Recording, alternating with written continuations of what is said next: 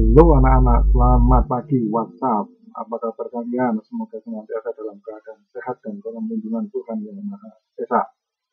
Pagi hari ini Bapak melanjutkan reproduksi generatif pada tumbuhan.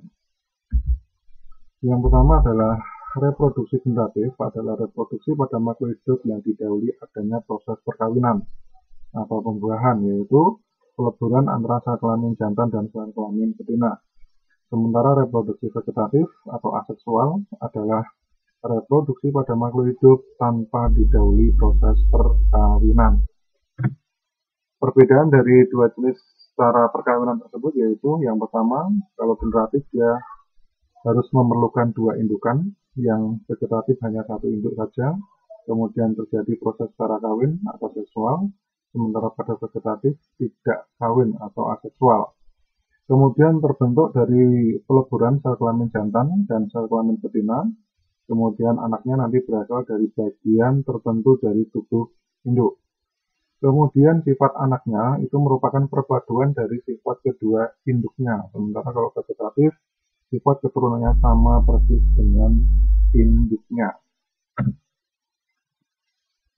Reproduksi pada generatif pada tumbuhan itu meliputi terutama pada bagian sel kelamin jantan dan betina ya, benang sari dan putik. Bagian-bagian bunga berupa perhiasan bunga dan alat perkembangbiakan bunga. Kemudian ada proses penyebukan atau polinasi dan ada proses fertilisasi atau pembuahan. Nah, ini adalah bagian-bagian bunga, bisa kalian gunakan untuk melengkapi buku cetak ya. Nanti kalau bisa masing-masing dari bagian-bagian bunga ini kalian jabarkan menurut fungsinya. Oke, kita lanjutkan ke bagian-bagian bunga. Yang pertama Bapak ngambil putik ya. Ini kepala putik, kemudian di sini tangkai putik. Secara umum putik berfungsi sebagai alat kelamin betina. Kemudian putik terdiri atas kepala putik, tangkai putik, dan bakal buah. Kemudian kepala putik ini merupakan tempat penempelan serbuk sari. Ya, jadi kepala putik nanti berperan dalam proses penempelan serbuk sari. Kemudian bakal biji. Bakal biji tempat terbentuknya ovum dan sel gamet lainnya. Pada bakal biji akan terbentuk biji. Ya, pada bakal biji akan terbentuk biji. Kemudian kelopak bunga. Kelopak bunga merupakan bagian bunga paling luar yang menyelimuti mahkota ketika masih kuncup. Fungsinya adalah melindungi mahkota bunga ketika masih kuncup dan akan membuka saat mahkotanya mekar. Kemudian tangkai bunga berfungsi untuk menopang bunga dan menghubungkannya dengan bagian tumbuhan yang lainnya. Kemudian masuk ke benang sari, merupakan alat kelamin jantan yang terdiri atas tangkai sari, kepala sari, dan serbuk sari. Apa itu tangkai sari? Tangkai sari merupakan penghubung antara kepala benang sari dengan dasar bunga. Ya, penghubung antara kepala sari dengan dasar bunga itu merupakan tangkai sari. Sedangkan kepala sari merupakan tempat pembentukan serbuk sari. Kemudian mahkota bunga. Mahkota merupakan bagian bunga yang bentuknya paling indah karena memiliki warna tertentu. Tujuannya untuk apa? Untuk menarik serangga hingga mau hinggap di dirinya, membantu proses penyerbukan. Ya, itu bagian-bagian dari bunga. Oke, kita masuk tentang bunga. Berdasarkan kelengkapan alat perkembangbiakannya, bunga dibedakan menjadi dua, yaitu bunga sempurna dan bunga tidak sempurna. Apa itu bunga sempurna? Yaitu bunga yang memiliki dua alat perkembangbiakan dalam satu bunga. Jadi benang sari dan putik itu berada dalam satu bunga. Contohnya adalah bunga matahari, bunga bugenvil, dan bunga asoka. Sementara itu, bunga tidak sempurna adalah bunga yang hanya memiliki salah satu alat perkembangbiakan. Bisa hanya benang sarinya saja atau hanya putiknya saja. Contoh bunga tidak sempurna adalah bunga pepaya, bunga salak, dan bunga pakis haji. Itu berdasarkan kelengkapan alat perkembangbiakannya. Kemudian berdasarkan kelengkapan penyusun bunganya, maka di situ ada bunga lengkap dan bunga tidak lengkap. Bunga lengkap adalah bunga yang memiliki semua komponen penyusun bunga yang meliputi ada kelopak bunga, mahkota bunga, putik, dan benang sari. Contoh bunganya adalah bunga anggrek, bunga mawar, dan bunga matahari. Kemudian bunga tidak lengkap, yaitu bunga yang tidak memiliki salah satu bagian dari bunga lengkap. Bisa tidak memiliki serbuk sarinya, benang sarinya, bisa tidak memiliki putiknya, bisa tidak memiliki salah satu dari 4 bagian dari bunga lengkap. Contoh dari bunga tidak lengkap adalah bunga asoka, bunga jagung, dan bunga kelapa. Ini alat perkembangbiakan pada bunga, ya, kepala putiknya, kemudian kepala sarinya, tangkai putiknya, tangkai sarinya, dan bakal buah. Kemudian ini juga sama, ini penyusun dari alat perkembangbiakan bunga. Berdasarkan letak lengkap atau tidaknya alat kelamin, ini tadi ya, memiliki benang sari dan putik. Itu pada bunga sempurna. Kalau dia tidak sempurna, hanya memiliki benang sari saja atau putik saja, disebut bunga hermaprodit. Kemudian kalau yang di sini, kalau ini bunga banci ya, ini bukan bermaksud sarkasme atau apa, ini dalam bunga. Kalau banci dalam sebenarnya itu nggak ada ya. Kemudian bunga berkelamin tunggal. Kemudian contohnya ada bunga sepatu, bunga kacang, bunga kapas, bunga bakung, dan bunga mangga. Itu pada bunga sempurna. Kalau pada bunga yang tidak sempurna, bunga kelapa, bunga jagung, bunga salak, bunga pinus, dan bunga pakis haji. Kemudian cukup dulu ya. Oke, Bapak lanjutkan yang berikutnya, yaitu tentang jagung ya.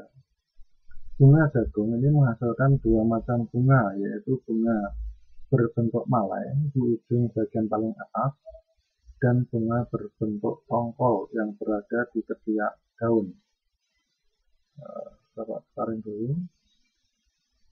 Kemudian bunga malai atau bunga jantan ini nanti berfungsi untuk menghasilkan benang sari. Sementara bunga tongkol berperan dalam proses untuk menghasilkan putik. Tumbuhan tersebut dinamakan tumbuhan berumah satu. Apa itu tumbuhan berumah satu? Yaitu kuisnya, siapa yang bisa jawab? Dapat tambahan 5 poin. Oke, Bapak ke berikut. Nah, ini adalah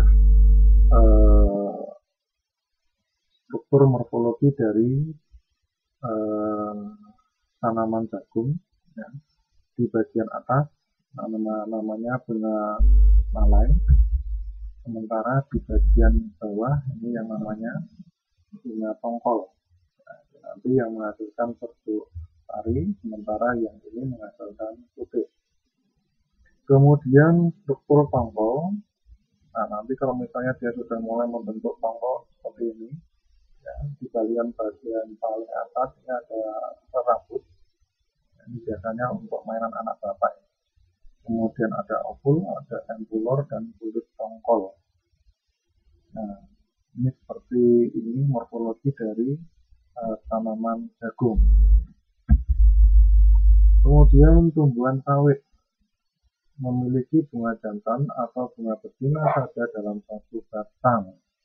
Alat kelamin jantan dan betina tidak terletak dalam satu batang tumbuhan dan disebut sebagai tumbuhan berumah dua. Jadi, apakah yang dimaksud dengan tumbuhan berumah dua? Kuis yang berikutnya yang kedua. Ya. Ini gambar morfologis dari yang sebelah kiri adalah bunga betina, sementara yang sebelah kanan adalah bunga jantan. Kemudian tumbuhan pepaya memiliki bunga jantan, bunga betina, dan bunga sempurna bersama-sama dalam satu tumbuhan. Tumbuhan seperti itu dinamakan poligamus. Lanjut, penyerbukan atau persarian atau polinasi adalah peristiwa menempelnya serbuk sari di atas kepala putik. Letak benang sari dan putik tidak selalu berdekatan sehingga terjadi penyerbukan tidak selalu berlangsung dengan sendirinya. Bunga yang benang sari dan putiknya berjauhan diperlukan faktor dari luar, tapi yang membantu proses penyerbukan bisa dibantu oleh angin, air, hewan, ataupun manusia. Penyerbukan yang dibantu oleh angin disebut anemogami, penyerbukan yang dibantu oleh air disebut hidrogami, dibantu oleh hewan namanya zoidiogami, dan dibantu oleh manusia namanya androgami. Nah, ini proses penyerbukan pada tumbuhan. Anemogami adalah proses penyerbukan yang dibantu oleh angin. Ciri-cirinya adalah bunganya ya, ciri-ciri bunganya. Yang pertama, tidak mempunyai mahkota bunga, serbuk sarinya sangat banyak, tangkai putik terjulur keluar, serta ukuran kepala putiknya relatif lebih besar. Kedudukan benang sari bergantungan, tangkai bunganya panjang dan berjulur keluar di atas permukaan daun. Contoh penyerbukan secara anemogami yaitu pada tanaman padi, jagung, gandum, tebu, dan alang-alang. Kemudian zoidiogami yaitu penyerbukan yang dibantu oleh hewan. Ini jenisnya banyak. Ada yang dibantu oleh angin, anemogami. Anemogami itu bukan ya, dia bukan termasuk, berarti ini bapak salah. Dibantu oleh lebah, entomogami. Kemudian burung, ornitogami, kelelawar, cereptorogami, manusia, antropogami, siput, malakogami, dan serangga, entomogami. Oke, untuk hari ini cukup sekian. Untuk yang tentang zoidigami ya, tolong yang di bagian ini nanti kalian tidak usah diikutkan ya, tidak usah ditulis, ini dicoret saja. Oke ya, ini bagian dari angin. Angin itu bukan termasuk hewan. Oke ya, hari ini Bapak cukupkan. Terima kasih atas perhatiannya. Jangan malas-malasnya untuk senantiasa jaga kesehatan. Kemudian jangan lupa untuk senantiasa bergerak, olahraga, dan senantiasa berdoa agar wabah ini cepat selesai dan kita bisa ketemu lagi di dalam kelas, bercanda, tertawa ria, dan bahkan mungkin berpadu dengan adrenalin kita. Oke, terima kasih. Sampai ketemu hari Jumat. Terima kasih.